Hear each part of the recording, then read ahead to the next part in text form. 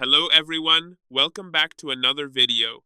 Today, I'll be showing you how to send USDT from Kraken to another wallet. First, open the Kraken app and tap Portfolio in the bottom right corner. Scroll down until you see Cash and Stablecoins, then select Tether USDT. Under your balance, tap on Withdraw. Enter the amount of USDT you want to send. Keep in mind that the minimum withdrawal is around 2 USDT.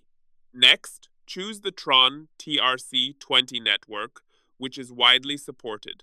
After selecting the network, tap the arrow to proceed.